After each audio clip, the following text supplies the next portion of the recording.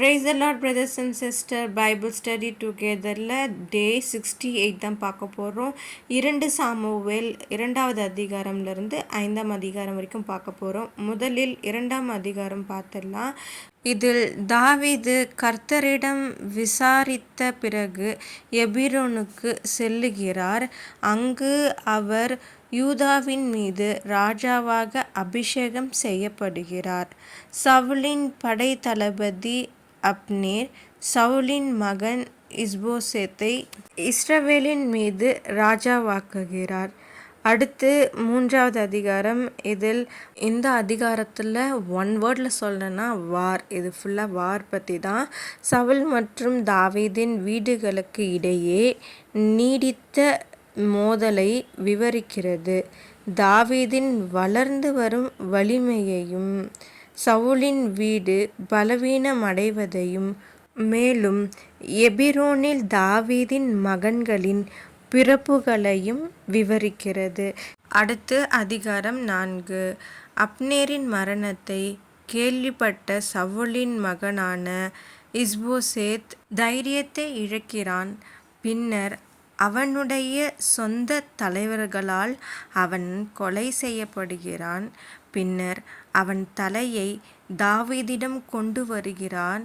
அவன் அவர்களுடைய துரோகத்திற்காக அவர்களை கொன்றான். அடுத்த அதிகாரம் 5. இதில் இஸ்ரவேலின் அனைத்து கோத்திரங்களும் தாவீதை தங்கள் மீது ராஜாவாக அங்கீகரிக்கின்றன. அவர் எருசலேமை கைப்பற்றுகிறார். கடவுள் அவரது ராஜ்யத்தை பலப்படுத்துகிறார். இதனால் அவர் 40 ஆண்டுகள் ஆட்சி செய்ய வழிவகுக்கிறார்.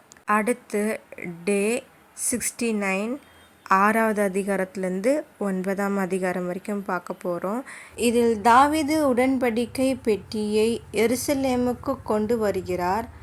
ஆனால் உஸ்ஸா அதை பாதுகாக்க கையை நீட்டும்போது இறந்து விடுகிறார். பின்னர் அந்த பெட்டி ஒரு கூடாரத்தில் வைக்கப்படுகிறது. தாவீது கொண்டாடுகிறார்.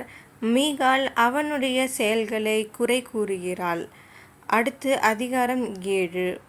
இதில் கடவுள் தாவீது ராஜாவிடம் என்றென்றும் நிலைத்திருக்கும் ஒரு வம்சத்தையும் ராஜ்யத்தையும் நிறுவுவதாகவும் தாவீதின் வருங்கால சந்ததியினர் கடவுளுக்கு ஒரு ஆலயத்தை கட்டுவார்கள் என்றும் வாக்குறுதி அளிக்கிறார். அடுத்து அதிகாரம் 8. இதில் பெலிஸ்தர்கள் மோவாபியர்கள் சோபா மற்றும் பிற நாடுகளை தாவீது வென்றது, இஸ்ரவேலின் ஆதிக்கத்தை நிலைநாட்டியது மற்றும் அவரது ராஜ்யத்தில் முக்கிய அதிகாரிகளை நியமிக்க வழிவகுத்தது. இதை பற்றி தான் இந்த அதிகாரத்தில் சொல்லியிருக்காங்க. அடுத்து அதிகாரம் 9. இதில் யோனதானுடனான தனது நட்பை மதிக்கும் விதமாக தாவீது ராஜா யோனதானின் மகன் மேவிபோசேத்தை தேடி சென்று அவனுக்கு கருணை காட்டுகிறார். அவனை மீண்டும் அரசவையில் சேர்த்து அவனது தேவைகளை பூர்த்தி செய்கிறார். இதுதான் இந்த அதிகாரங்கள். உங்களுக்கு புரிஞ்சிருக்கும்னு நினைக்கிறேன். இந்த அதிகாரங்களில் கர்த்தருக்கு கீழ்ப்படிந்த தாவீதை கர்த்தர் எந்த அளவுக்கு காத்தார், அவரை எந்த உயரத்தில் வைத்திருக்கார் என்பதை தான் நம்ம பார்க்கணும். ஓகே, நம்ம வீடியோவை முடிச்சுக்கலாம். ஒரு ஜெபம் பண்ணிக்கலாம். அப்பா பிதாவே, எங்களை தாவீதை நீர் உயர்த்தினது போல எங்களையும் நீர் உயர்த்துவீராக. எங்களுக்கு எதிராக யாரும் எழும்பாதபடிக்கு நீரே எங்களை பாதுகாத்து கொள்ளும் இயேசுவே.